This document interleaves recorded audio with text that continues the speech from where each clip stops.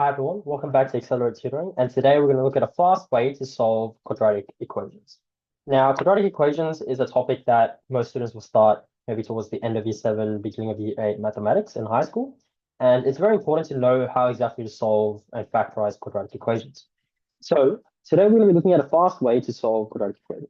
Now, two ways we know that we can do it is obviously using the quadratic formula or say completing the square. But today we're going to look at another way to do it, which is, in my opinion, a fast and more efficient way to solve and get the values for x in a quadratic equation. So the first step you want to do is obviously we know that the general way to represent a quadratic equation is ax squared plus bx plus c. Now, the first step you want to do is look at your a and c values. So in this case, it's 1 and 8, and you want to multiply the two values together. So 1 times 8 gives us 8. And then you want to think of the factors of 8. So we have 1, 8, and 2, 4.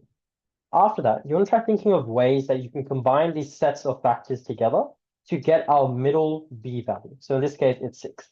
So from this, you can see the clear, obvious answer is 2 plus 4 gives us 6. So what we're going to do is we're going to write our original quadratic equation instead in the form of the two factors added together. So we get x squared plus 2x plus 4x plus 8 equals 0. Now, the next step we're going to do is just simple factorization. So we take the x out, we get x plus 2. Now, we want to get the exact same factor again. So we say plus 4, x plus 2 is equal to 0. We get x plus 4, x plus 2 is equal to 0. Now, from this, we know that this gives us x is equal to -4, or x is equal to -2. And that's our answer. Now, we can try it again in this example here. So we have 1 times -3 in this case. That gives us -3. Factors of -3 are 1 times -3, or -1 times 3. Now, which of these could you add to get +2? -1 plus 3 gives us +2. So we get x squared -x plus 3x minus 3 equals 0. Factor again, we get x minus 1 plus 3x minus 1 equals 0. We get x plus 3, x minus 1 is equal to 0. Therefore, x is equal to 1, or x is equal to -3. Now, if you may be wondering how we get this step from this step, it's simply when we have two values, so say a times b is equal to 0, this means that either a is equal to 0 or b is equal to 0. So in this case, we have x plus 3 is equal to 0, or x minus 1 is equal to 0. And this just gives us x is equal to -3 and x is equal to 1, which is our answers we got here. Now we can do the same thing for this example. Now this one is a non-monic since we have a 2 for the coefficient of x squared.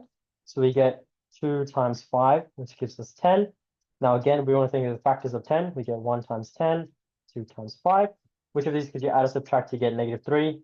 -5 plus 2 gives us -3. So we get 2x squared minus 5x plus 2x plus 5 is equal to 0.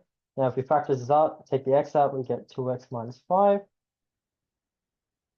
plus 1, 2x minus 5 is equal to 0. Therefore, we get x plus 1, 2x minus 5 is equal to 0. This gives our answers as x is equal to -1, or x is equal to 5 over 2. Now, final example here, again, non-monic. We get 3 times 8 is equal to 24. Factors of 24, 1, 24, 2, 12, 4, 6, 8, 3.